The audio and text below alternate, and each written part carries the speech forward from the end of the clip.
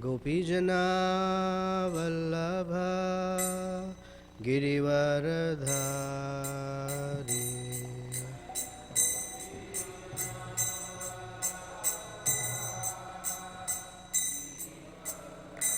Sorry. Yashodanandana Brajajana Ranjana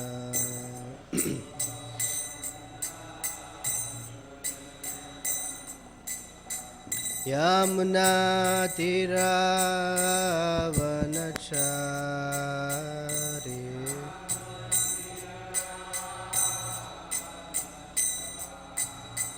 Yamuna Tiravanachari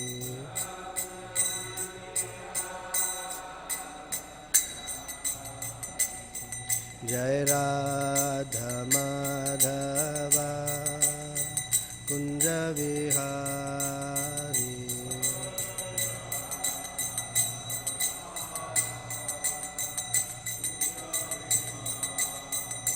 Jaya Gopi Jana Vallabha Girivaradhari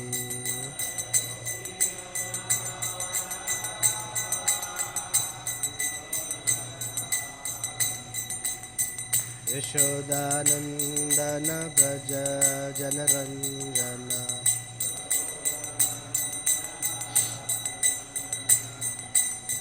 Yamuna Tiravanachari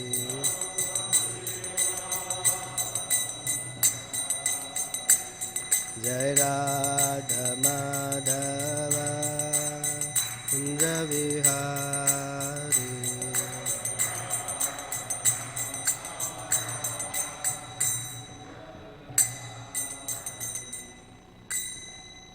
Jai Om Vishnupad Paramahamsa Parivrajaka Ashtottara Shata Shri Srimad His Divine Grace A.C. Bhaktivedanta Swami Srila Prabhupada Ki Jai Anantakoti Vaishnava Vrinda Ki Jai Granth Raj Srimad Bhagavatam Ki Jai. All glories to the assembled devotees. All glories to the assembled devotees. All glories to Sri Sri Guru and Gauranga. My sinuses are blocked, so I don't know if I'm loud or not loud. I can't tell.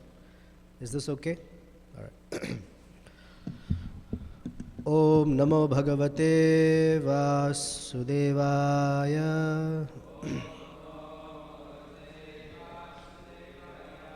Om Namo Bhagavate Vasudevaya.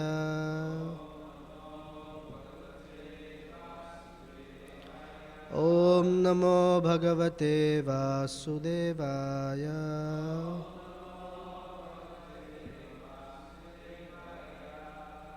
Granthara Srimad Bhagavatam, Canto 5, Chapter 14, The Forest of Enjoyment, verses 5, 6, and 7. All are in prose, so we'll go for translation and purport only. Translation and purport by Srila Prabhupada Ki Jai. Sometimes, the conditioned soul in household life, being attached to material wealth and possessions, is disturbed by gadflies and mosquitoes, and sometimes locusts, birds of prey, and rats give him trouble. Nonetheless, he still wanders down the path of material existence. Due to ignorance, he becomes lusty and engages in fruitive activity. Because his mind is absorbed in these activities, he sees the material world as permanent, although it is temporary, like a phantasmagoria, a house in the sky. Purport. The following song is sung by Narottam Das Thakur. Ahankare matta hoya, nitai pada pasariya, asatyera satya kuri mani. Due to forgetting the lotus feet of Lord Nityananda and being puffed up by material possessions, wealth and opulence, one thinks the false temporary material world to be an actual fact. This is the material disease. The living entity is eternal and blissful, but despite miserable material conditions, He thinks the material world to be real and factual due to his ignorance. Text 6. Sometimes in this house, in the sky, Gandharvapura, the conditioned soul drinks, eats, and has sex. Being overly attached, he chases after the objects of the senses, just as a deer chases a mirage in the desert. Purport. There are two worlds, the spiritual and the material. The material world is false like a mirage in the desert. In the desert, animals think they see water, but actually there is none. Similarly, those who are animalistic try to find peace within the desert of material life. It is repeatedly said in different shastras that there is no pleasure in this material world. Furthermore, even if we agree to live without pleasure, we are not allowed to do so. In Bhagavad Gita, Lord Krishna says that the material world is not only full of miseries, dukkhalayam, but also temporary, ashashvatam. Even if we want to live here amid miseries, material nature will not allow us to do so. It will oblige us to change bodies and enter another atmosphere full of miserable conditions. Text 7. Sometimes the living entity is interested in the yellow stool known as gold and runs after it. That gold is the source of material opulence and envy, and it can enable one to afford illicit sex, gambling, meat-eating, and intoxication. Those whose minds are overcome by the mode of passion are attracted by the color of gold, just as a man suffering from cold in the forest runs after a phosphorescent light in a marshy land, considering it to be fire. Purport. Parikshit Maharaj told Kali Yuga to leave his kingdom immediately and reside in 4 places: brothels, liquor shops, slaughterhouses, and gambling casinos. However, Kali Yuga requested him to give him only one place where these 4 places are included, and Parikshit Maharaj gave him the place where gold is stored. Gold encompasses the 4 principles of sin, and therefore, according to spiritual life, gold should be avoided as far as possible. If there is gold, there is certainly illicit sex, meat-eating, gambling, and intoxication. Because people in the Western world have a great deal of gold, they are victims of these 4 sins. The color of gold is very glittering, and a materialistic person becomes very much attracted by its yellow color. However, this gold is actually a type of stool. A person with a bad liver generally passes yellow stool. The color of this stool attracts a materialistic person, just as the will-o-wisp attracts one who needs heat. The sentences are written in such a way that a materialistic person runs after a person's stool who has a bad liver. Om Ajnana Timirandhasya Jnananjana Shalakaya Chaksur Unmilitam Yena Tasmai Shri Gurave Namaha Shri Chaitanya Manobhishtam Sthapitam Yena Bhutale Swayam Rupa Kadamahyam Dadati Svapadantikam Vancha Kalpatarubhyascha Kripa Sindhubhya Evacha Patitanam Pavanebhyo Vaishnavebhyo Namo Namaha Jai Shri Krishna Chaitanya Prabhu Nityananda Shri Advaita Gadadhar Shavasadi Gaura Bhakta Vrinda Hare Krishna Krishna Krishna Hare Hare Hare Rama Rama Rama Hare Hare.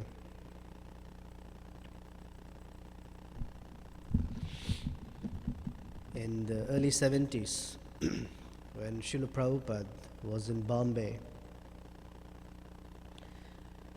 literally every night he would have a program in the house of a very wealthy man. The point was to encourage these wealthy people to take up Krishna consciousness in their lives, or at least support Srila Prabhupada's mission. And so one such evening, he was in the house of a very, very wealthy man, and Prabhupada was sitting with his disciples, and this man came with his entire family. And they all offered obeisances to Prabhupada, and then he started introducing them. This is my wife, this is my son, that is my second son, that's my third son, that's my first daughter-in-law, that's my second daughter-in-law, that's my third daughter-in-law, that's my grandson, that's my second granddaughter, that's my son. And like he introduced the entire family. This is this, this is this, this is this. Then they offered obeisances and left the room, and Prabhupada said, this is my sex life. The person becomes so happy that he wants to introduce all of these family members. He said, this is my sex life. So these purports talk about the futility of irresponsible household life. Irresponsible household life means, Prabhupada described once, a person thinks the only purpose of marriage is good food and good sex. That's all. And that's what he considers heavenly lifestyle. This is irresponsible household life. And in such a irresponsible household condition, a person has children like cats and dogs. Cats and dogs have sex anywhere and everywhere. They don't care. And then they have litter. In one sense, the word litter has such a meaning to it. When we say litter, we mean garbage that's thrown here and there without any care and concern. So cats and dogs also have litters. They have children without any care and concern. And they run all over the place. So these purports, they're very heavy against household life in general, but more importantly, against irresponsible householder life. Because an irresponsible householder causes distress not only to himself, but to his wife, to his children, to his family, and to the rest of society. So one irresponsible fool can cause trouble to many, many, many persons. So the purports are strong. The verses are very strong. And the second lesson is the consequences of foolish choices that a man makes. In this case, it's a householder. The man makes, despite being slapped left, right, and center, he still continues making those foolish choices. And what is his excuse? Well, there was no other way out. Because he feels that finding a solution for that foolishness is a responsibility. You see the picture? Oh, what to do? Now I'm already in this condition, so let me continue being foolish. If I were to drop this, if I were to be like that would be very irresponsible of me. Who would take care of my family?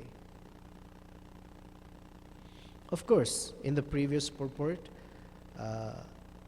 immature renunciation, Prabhupada is very strong about it.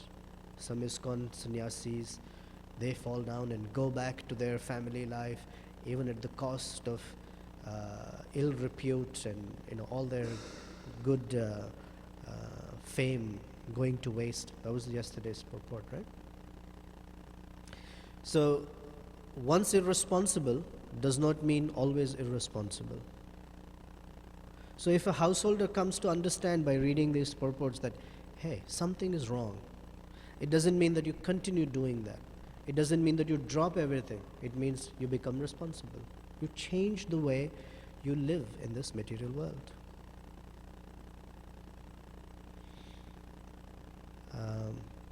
There was a person who came to meet Srila Prabhupada. And they were talking something, and Prabhupada said to this person something, that now your life is like this, it should change to something like this, a better situation. So, about householder life. And then that man, who's not a devotee, he went back to Prabhupada and he said, he was about business. And this Prabhupada was talking to this man about business life. dealing with money and this and that. And he said, now you should live properly. So the person said to Prabhupada, oh, you were also a businessman. So you know what I'm talking about, or something like that. And Prabhupada immediately retorted, if I was like that in the past, does it mean I have to be like this now? And he gave an analogy. If I used to run naked when I was young, does it mean that I have to do it now? So with life, as circumstances unfold, it doesn't mean that we have to continue doing the same foolish things because I used to be doing these things. Responsible means, depending on the circumstance and our state of life, to take the appropriate steps to come out of this material tabernacle, as they say. And the first order of business is to take shelter of a spiritual master. Because unless one comes to the lotus feet of a spiritual master, these truths do not make sense. In fact, these truths don't even come anywhere in the realm of our consciousness. Shri Guru Charana Padma Kevala Bhakti Sadma. The reason we sing these songs is because when we come to the lotus feet of Guru, meaning taking instructions from a spiritual master, that these pieces of truths start entering our consciousness. Otherwise, that's the song that Narottam Das Thakur has written. Nitai Pada Ahankara Matta Hoya Nitai Pada Pasariya Asatyera Satya Karimani. The foolishness of a conditioned soul is that he will always think and pick something that is temporary and think of it as eternal. Asatyera Satya Karimani. Something that's false, he will accept it as true. Take anything in this world, money that's coming up. When he collects some money, the foolish man thinks, this is going to be with me forever. Really? So many examples are there. That money is so fleeting. But for him, he thinks, this will be with me. Or for this body, for a matter of fact, this body itself. When the Pandavas were in the forest, and I'll not tell you the whole story, but when the Pandavas were in the forest, they were thirsty, and one by one they had entered a lake to get some water, but they all had died because they were not willing to answer questions of a particular yaksha who was guarding that lake. So all Pandavas, 4 Pandavas died until Yudhishthira Maharaj came, and he was also very thirsty. The yaksha said, you should answer my questions first. This is my lake. Okay, what are your questions? Question number 1. What is the most wonderful thing in this world? The Great Wall of China. No, that's not what Yudhishthira Maharaj said. Yudhishthira Maharaj said that the most wonderful thing in this world is ahani bhutani gacchanti amalayam. He says, at every moment we get news about somebody or the other dying. Every moment there is news about it. True? Either friends, relatives, people from this world, in this disaster, that flooding, this thing, whatever. Every moment we get news of someone dying. Yet the conditioned soul thinks, it's not going to happen to me. He said, this is the most wonderful thing. Relationships. On today, off tomorrow. And on day after tomorrow with someone else. What is this? But the fellow thinks, this one is for eternity. Like they say in America, she's a keeper or he's a keeper. A few years later, find her. What is this? These are not relationships. But a person without the proper shelter of a spiritual master cannot understand the distinction between that which is eternal and that which is temporary. In fact, not only does not know that, he'll always pick the wrong one.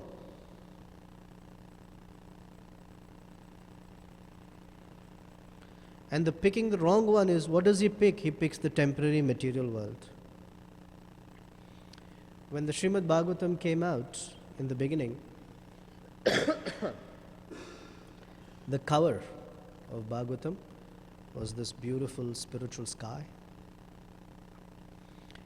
And there's a beautiful lotus with Radha and Krishna, and the rays emanating from it, and different spiritual planets with the names of the Lord in different forms, etc. And the rest of it. So there were new devotees who were just getting into the movement, and they were living in the temple. They didn't know much. They looked at the cover and they were like, wow, this is so cool. Look at this. All these beautiful planets, all these beautiful bubbles floating in this sky. So they started asking each other, where would you like to go? Where would you like to go? So these two Prabhus were friends, and they said, oh, we like this bubble. We like this bubble. But they didn't know what that one was. So they went to the devotee, another senior devotee, and he said, on the Bhagavatam cover, we really like this bubble. We want to be here. What is this? He said, that's the material world. Asatyera satya karima, always making the wrong choice.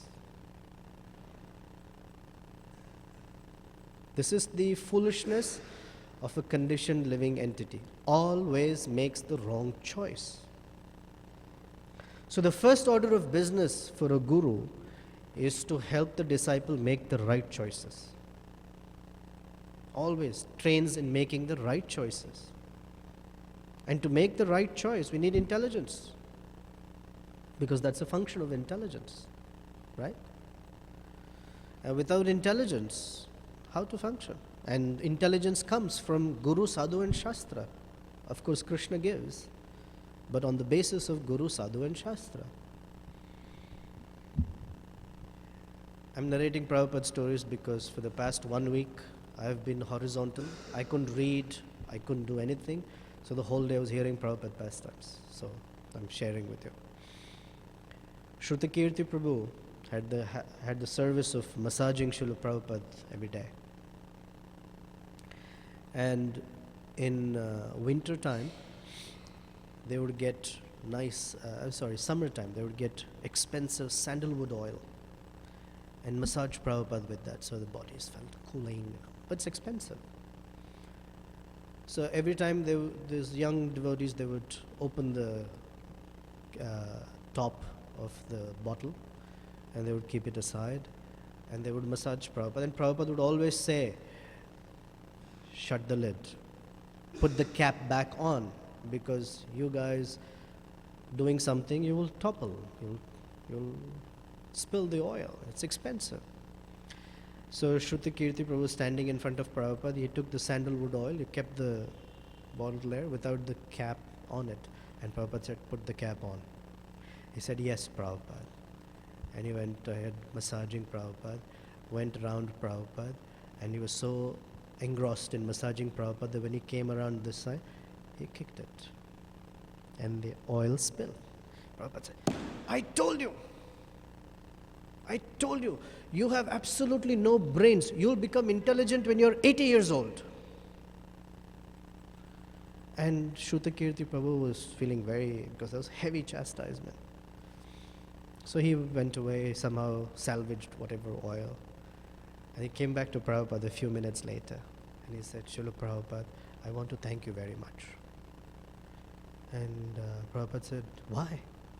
He said, I want to thank you that you blessed me that I'll become intelligent when I'm 80 years old. Otherwise, in this lifetime, I was actually quite hopeless.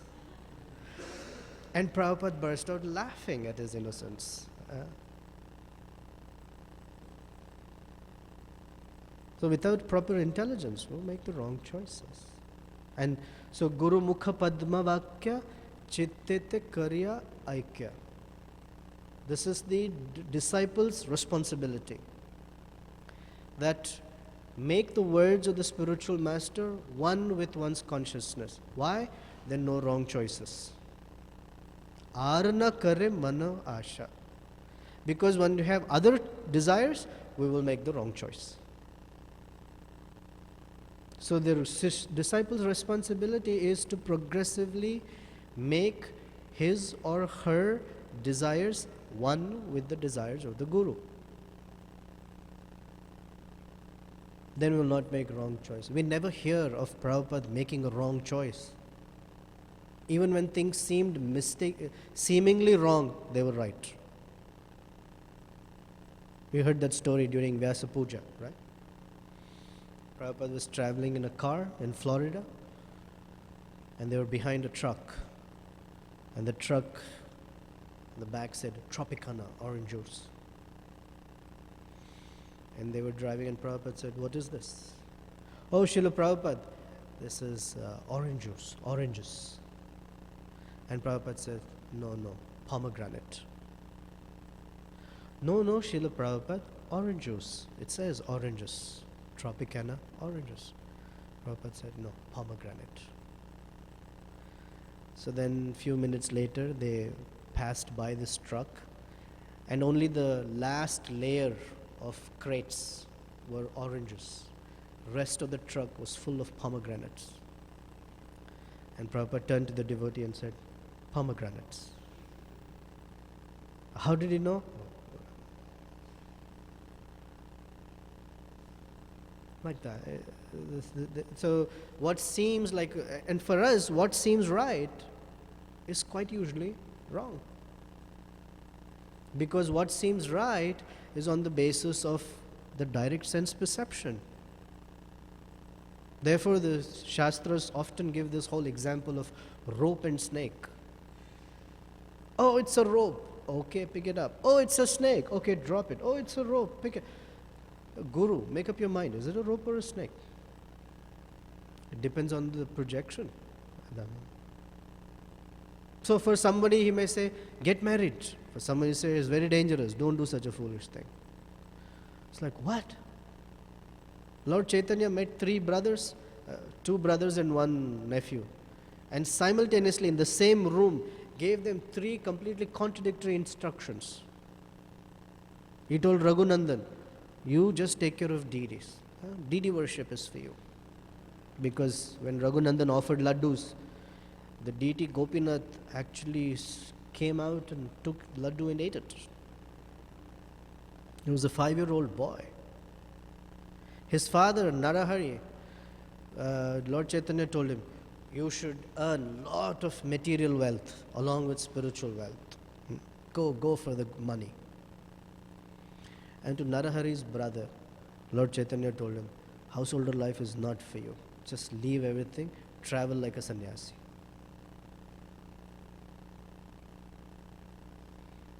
So, the perspective of the spiritual master helps us become intelligent enough to make the right choices.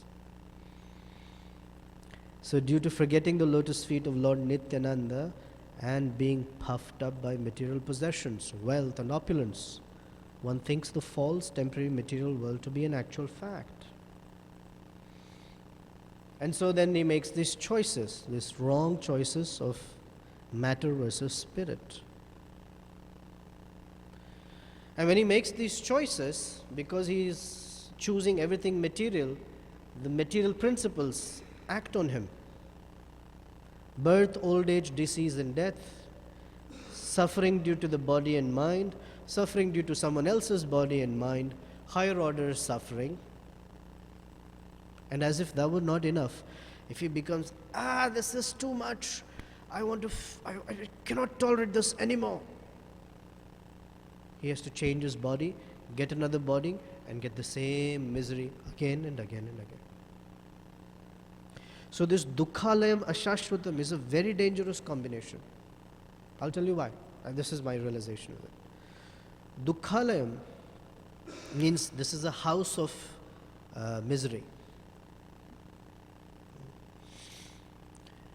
And house of misery means every brick, every piece of furniture, every article of use, the persons inhabiting the household, etc., are nothing but manifestations of misery. And these miseries, they come at us, even if we don't want them. Anyone who wants misery? Very few. Very few people will say, I choose misery. Unless you're staying in that state, right? This Illinois neighbor is called the state of misery. St. Louis is the capital, no? I tease my devotee friends. Man, your state is only called misery. State of misery. It's misery. You guys are a tough crowd. Man. Laugh a little bit, man. So there is misery all over. Once my friend cracked a joke and no one laughed. And he explained the whole joke and then they laughed. And he thought, oh, this is not so bad. So another friend, he told them, actually, I'm not laughing with you. I am laughing at you. Because you're so bad at jokes. So at least for that sake, please laugh. Come on, guys. So this misery, if it is, let's say, permanent, then what happens is a person resigns to the fact that, yes, this is how my life is. It is meant to be miserable. And as soon as he resigns to his suffering, what happens? It's not suffering anymore. Correct? So this material world is ashashvatam. Things change immediately. And so as soon as the condition changes, suffering is a new found, or there's a new way of making us suffer. So it doesn't give anyone the chance to resign to their situation. Someone, let's say they have an arm cut off, being a little drastic here. Now they have to resign to the fact that that's it, I don't have an arm. So in the beginning, when the arm is not there, there's a lot of suffering because so accustomed to something. Then they learn to become used to it. They mold their entire life around working with one arm. And so once they become habituated to it, it's not so much suffering anymore. Something else will happen. Either in that situation, someone will insult them, or they will get a promise for a full arm, or something else will happen to another part of their body. So the suffering is not constant. It keeps changing. There's variety in it. There's always a new thing. So the individual, the conditioned soul never resigns to it. Because as soon as he resigns, he's happy. Okay, this is what it is. Right?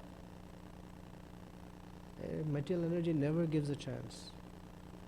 Therefore, the spiritualist, he resigns the whole material. Right? This place is suffering anyway. It doesn't matter if it looks good this way or that way. It is suffering. This is why Prabhupada would say, people argue. Oh, I'm very rich. Oh, I'm not so rich. Oh, who's happy? The rich man or the poor man? Prabhupada would say, what is better? Dry stool or wet stool? The whole purport's about stool, so please don't. Dry stool or wet stool? How can you argue? No. The dry stool is much better. It's all nice and hard and crusted, and it's versus wet stool. No, it is fresh. What do you mean? Prabhupada said, it is stool that you're arguing about. He actually gives all this description. A stool you're arguing about. How can you say this condition of material life is better than that condition of material life? It is stool. That's the purport. The most enamoring stool in this material world is this yellow stool called gold. Money, dhanam.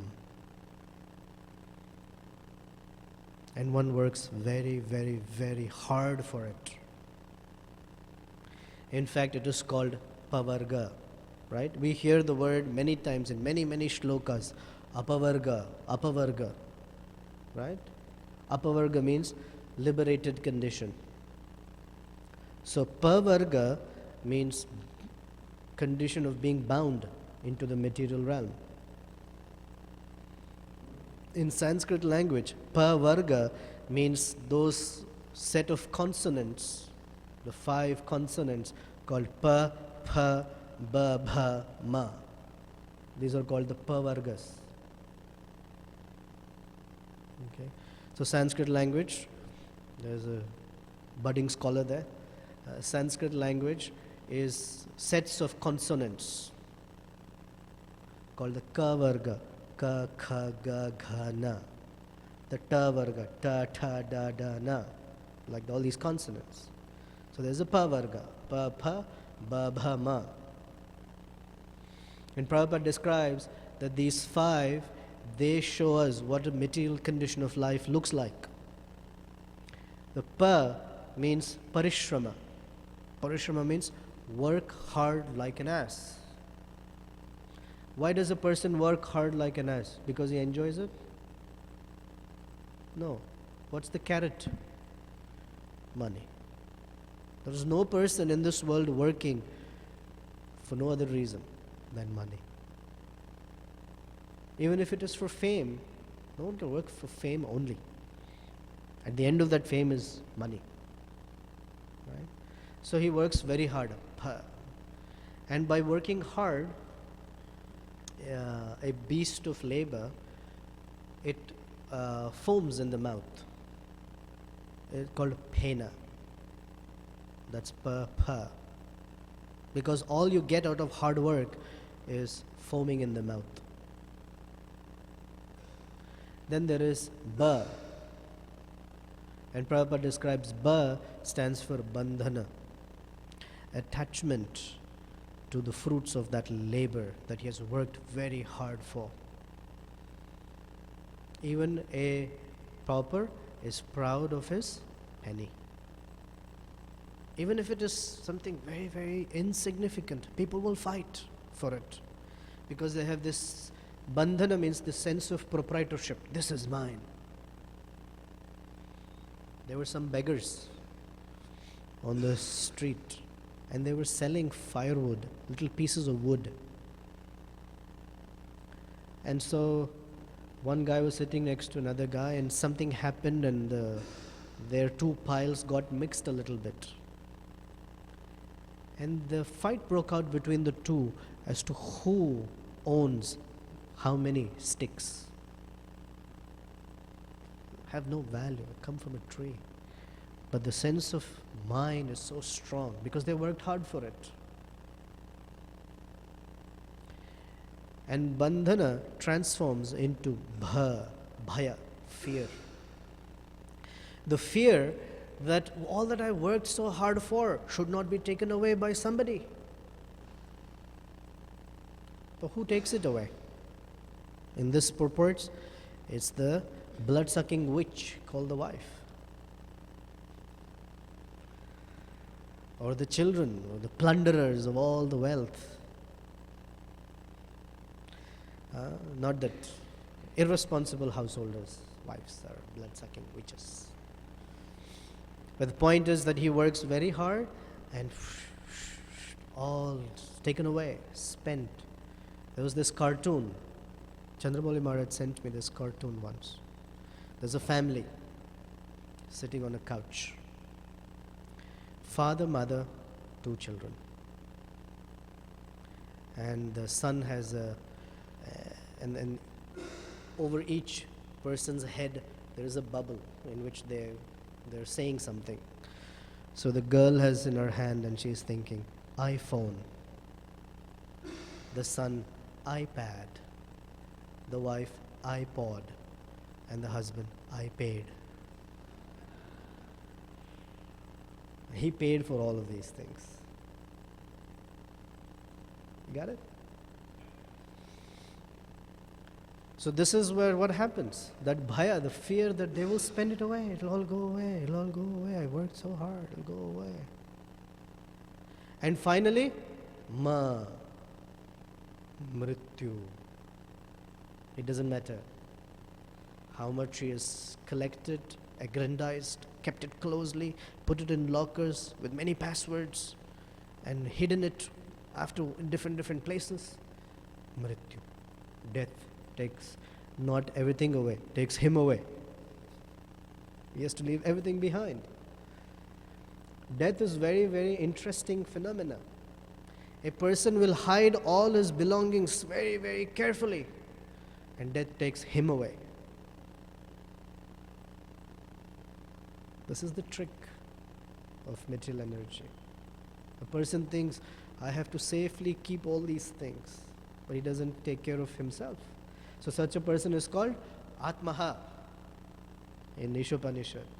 That these are killers of the soul, who don't value the existence of the soul, who don't value the potential of the soul. And they keep making these really foolish mistakes and choices again and again and again and again.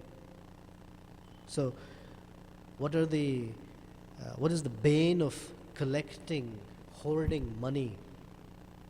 It says money gives facility for illicit sex, gambling, intoxication, and meat eating. Of course, in America it's a little less because meat is cheaper than vegetables. But the idea is it creates a sense of arrogance in a person, that because he has this money, he can buy happiness the way he likes. He has the ability and the arrogance to do anything, to live irresponsibly, to be happy. So money or hoarding of money more than necessary is very, very, very risky. When Parikshit Maharaj was punishing Kali,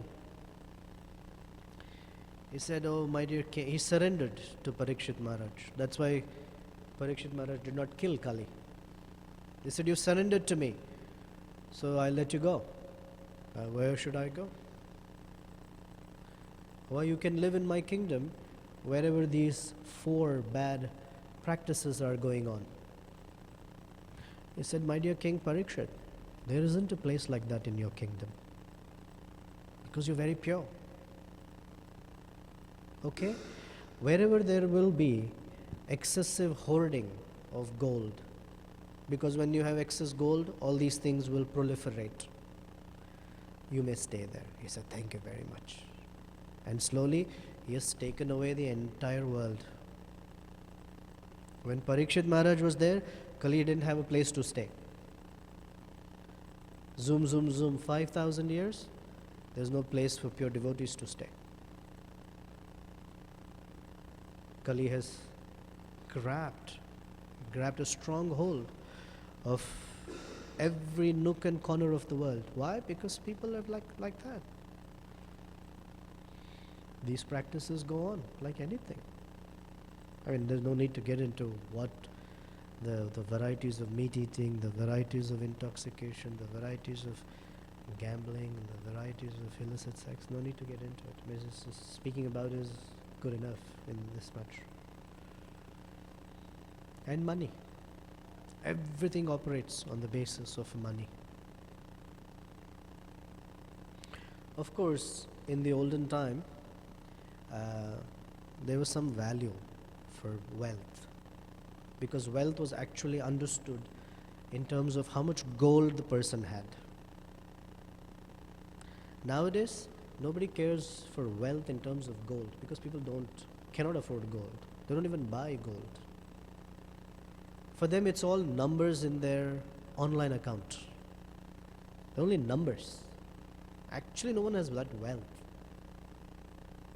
And whatever wealth is there is a share in the company and some market decided price for a share or stock, and times the number of stock is your wealth, is your sense of wealth. No one wants gold anymore. It seems even Srila Prabhupada once played on the stock market for gold. This is a very sweet incident. Shamsundar Prabhu, who's Prabhupada's secretary, he told Prabhupada, I have recently gotten a very nice tip about gold, and this would be a nice time to invest in gold. And Prabhupada said, oh, okay. So they were in Switzerland, and they had some, I forget the amount of money. They had invested in gold stock. And so Prabhupada sat in this really fancy Swiss bank, and Shamsundar Prabhu describes, he sat on this nice couch with his stick under his right hand, and the whole day Prabhupada would look at the ticker tape, at the gold prices as they were changing. And once in a while he would turn to Shamsundar Prabhu and say, should we sell now? No, Prabhupada, a little bit more time. Finally, one day, 2 days or something, Prabhupada said, turned to Shamsundar and said, enough, we should sell. Because this is gambling. Prabhupada didn't want to participate in it. Because this is such a sweet exchange between the two. He said, now we should sell. Enough. And Prabhupada walked away. Because it was boring for him to sit and watch the ticker tape all day. So I said they finally sold their stock and they doubled their money. But we know, we don't invest in stock. That's gambling, and that's not for us. This particular pastime of Srila Prabhupada. But this gold, Prabhupada compares it to yellow stool. He says somebody whose liver is bad passes yellow stool. So I don't know if there is a connection, but we'll make it. What the heck, right? We'll make the connection. In Nectar of Instruction, there is reference to a person who has an afflicted liver. Pittopatapta rasanasya na rochikano. That a person who has an afflicted liver, he has no taste for something sweet. So think of it this way. A person who has jaundiced liver, in the higher department, he has no taste for anything sweet. In the lower department, he passes yellow stuff. Okay? So which means the one who's affected or afflicted by ignorance, avidya, he has no taste for spiritual life. He has taste for that which is yellow, gold. And he is always prospecting better ways by which he can increase his gold reserves. And Prabhupada says, the color of this stool attracts a materialistic person just as the will-o'-the-wisp attracts one who needs heat. And this is the mirage. Bhagavatam right in the beginning states, Tejo vari mridam yatha vinimaya. To see water on land, or water on fire, and land on water. This is called Tejo vari mridam. This is a mirage. It doesn't exist. But a person is convinced it exists, and he pursues it. He pursues it and pursues it and pursues it. He doesn't get it. He tries again. He doesn't get it. He tells his son, I couldn't make it, you should do it. And his son pursues it. His son pursues it. He tries different things. He cannot get it. He said, Grandpa said it exists, you should do it. Passes on to his son. And like that, generation after generation, everyone is convinced that happiness exists in the material world. And it's not just one family believes, one family talks to another family and they convince each other, yes, it exists. Another family convinces another family. A whole society becomes convinced. They erect big universities, They have conferences about it. And then they teach everyone, yes, it exists. It's only a matter of finding it. It's there. Do you have any example of anyone who's become happy in this material world? Oh, that's because they didn't have technology. Very soon, we will have many happy persons in this world. What do you mean you cannot become happy? Just see how the fields of science of technology have broadened our horizons of thinking. And our ancestors, they were hunting with little pieces of stone. And look at us. We are so advanced. Prabhupada told one person, Prabhupada was having this debate with one of his disciples as part of the mock debates he used to have. And he told, I think it was Shrutakirti Prabhu only. He said, your ancestor may have been a caveman. My ancestors were all poets. They all wrote great poetry. My ancestors are great poets. Your ancestors are cavemen. So this whole idea that with modernization of life, everyone will become happy. And they even paint the picture like that. The lady from the 1950s, black and white picture, and she's in the kitchen with an apron, sweating on her forehead, and her children are asking for food, and she's chopping vegetables, cooking and washing the clothes and drying them on the line, and very busy, running here and running there. The modern woman, color picture, sitting on the couch with a remote in her hand, and there's a machine, vroom, vroom, vroom, that's washing the clothes. There's a microwave that's cooking. The children are in front of the TV, and she's happy. This is the picture. And everyone says, yeah, who wants black and white stuff, man? Color, that's right. But who wants to be sweating on the forehead? Like, what's that? Look at that. I wish I can show you a cartoon. This is really nice. This is about modernity. Okay. This cartoon's really funny. It has 2 frames. In the first frame, it shows a man who's very thin, nice and lanky, and his TV is like, how TVs were? They were like nice and, I guess, I should use the word fat, in the front and like a whole extension on the back. TVs were like this fat. And zoom, few years later, the TVs are slim like this, and the fellows like that. Advancement in technology, this and that. What has happened to the human being? So this wealth, the taste for wealth comes because of avidya, ignorance. The ignorance that is not the source of happiness.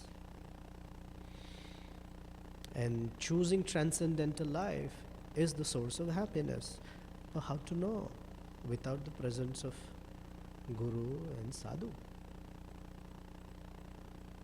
Otherwise life in the forest of so-called enjoyment perpetuates, and suffering continues, lifetime after lifetime. Any comments, questions? Bhakta Luke?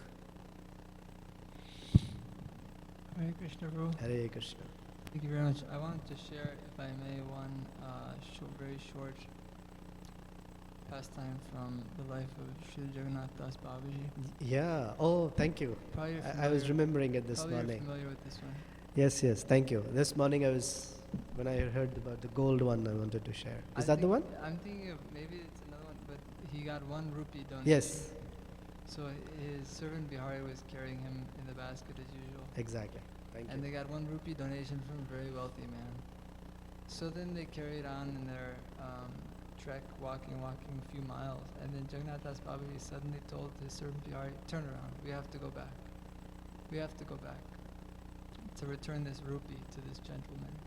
So they walked back miles, went back to this man, and finally they gave it back, and Jagannath Das Babaji explained to the man, he said, thank you very much for your kindness, sir, but this 1 rupee, it's too heavy, I cannot carry it. I cannot take it with me. I'm not sure how you manage with that big load of so much wealth that you have. So I was really appreciating that. It's just 1 rupee, but anyway. I did think of that past time. Thank you. Krishna wanted it to be spoken. Yes, Jitendra Prabhu?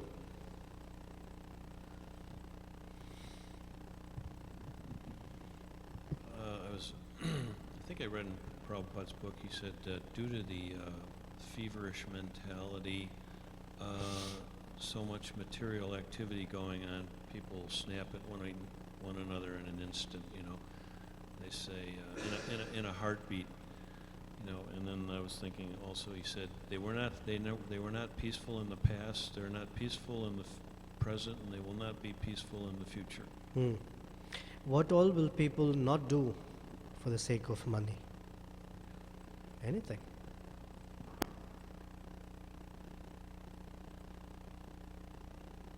Yes, Krishna.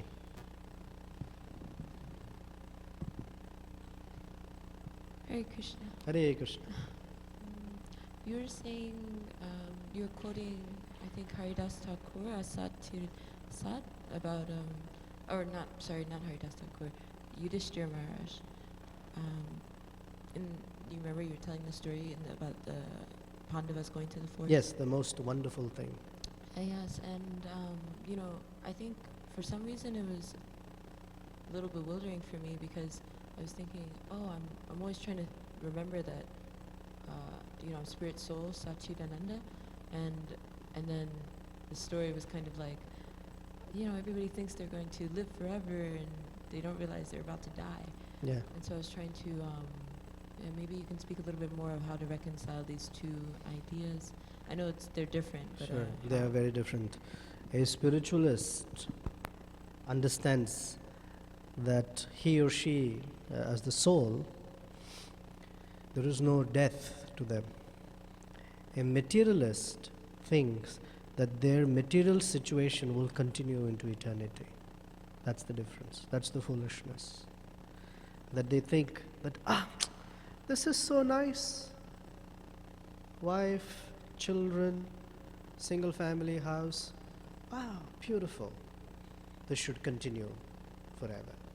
It doesn't continue forever.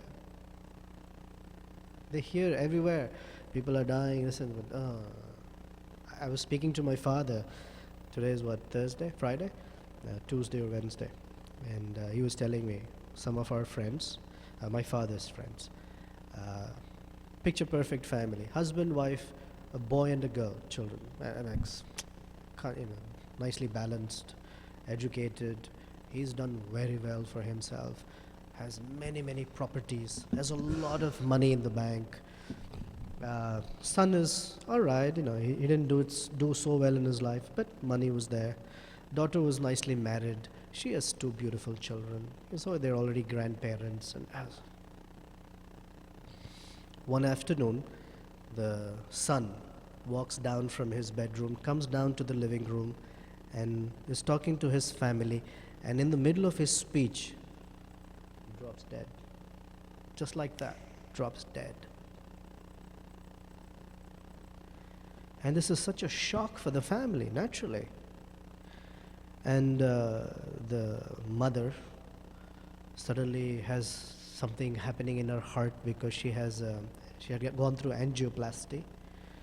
So they had scheduled an appointment for her to repair the stent that's in the heart. She goes in for this is not even 10 days after the son drops dead. She goes into the hospital for adjustment of her thing in the heart, and surgery is all done nicely, but her heart never beats after that. She dies. All in a span of 10 days, 15 days. And man, this man is completely devastated. Wife gone, son gone, wife gone, and now he's hoping, at least my daughter and grandchildren are there. 2 weeks later, the son-in-law gets a new job appointment in America. So he's going to move with the daughter and grandchildren, lock, stock, barrel, move away to America. And now this man is all alone, sitting in this big pile of money. He has no interest in that money anymore, naturally. He's crying from morning till night. So big smile yesterday, heavy crying today. Like that. So that's the thing Yudhishthir Maharaj is talking about. People think that their material condition will be there. They don't take death seriously enough. That the human form of life, until death comes, is a great opportunity to live the eternal life. Otherwise, it's another life form. That's what it means. Is that okay? Because as spirit soul, yes, we're continuing without any birth or death, but that spirit soul isn't a dormant condition. We want to live a fully awakened and enlightened life, not dormant life. It's like saying, oh, I go from one dream to another dream, one dream to another dream. Okay?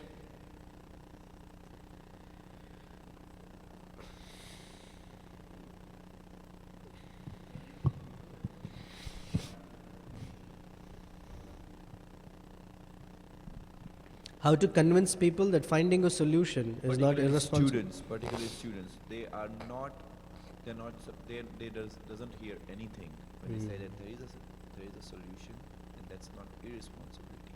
Yes. They're not willing to hear anything.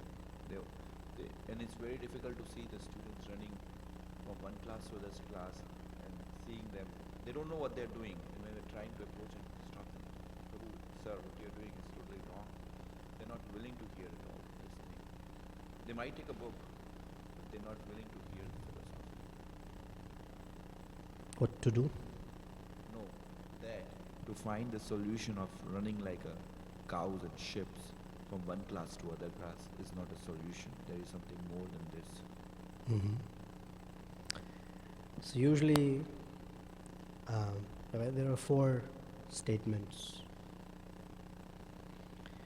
Preaching is the force, the books are the basis, purity is the force, preaching is the essence, and utility is the principle. When we go out there, we have to tap someone on the shoulder and say something. Our words will have potency when our heart carries purity.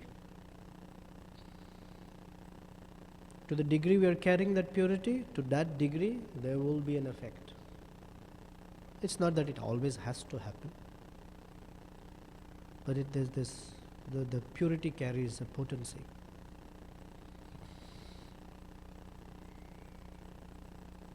That's the only way. And it's not like every person we talk to has to stop by and say, yes, you're right. And it's not going to happen. Somebody asked Srila Prabhupada, Swamiji, what if the whole world becomes Krishna conscious? And Swamiji's answer was, don't worry, it will not happen.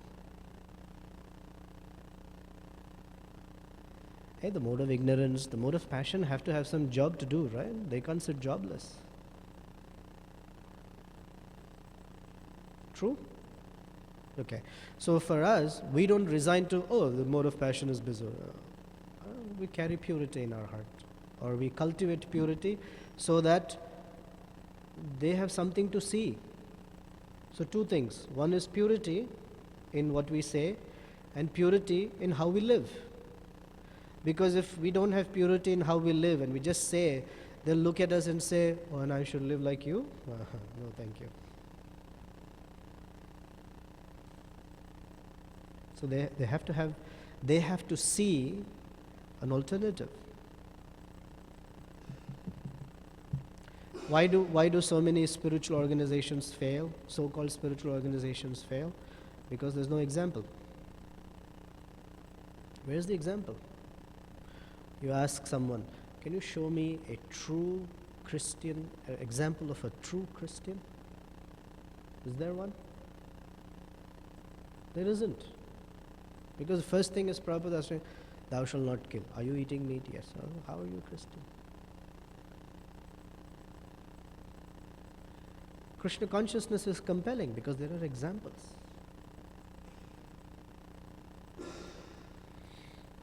the tendency to follow ignorance is called sinful life.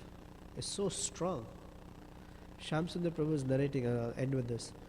Prabhupada was in Mexico, I think.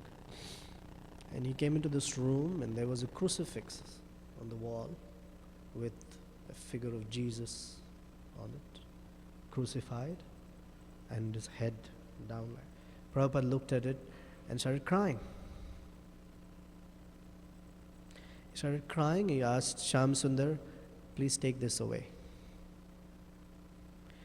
They have crucified their spiritual master so they can continue sinning.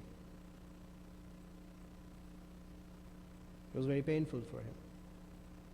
Because the spiritual master, he makes his business to intervene. Some people think interfere, but intervene in their sense gratification program and stop them. What are you doing? No, no, no. Even Lord Nityananda went for preaching like that, no? We all go for university preaching. Lord Nityananda went. He went to bar. There were two brothers there. You know this story. Oh, Madhai, what are you doing?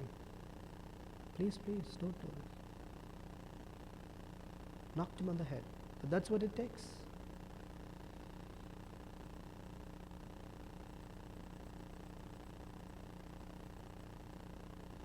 Srila Prabhupada ki jai, Srimad Bhagavatam ki jai.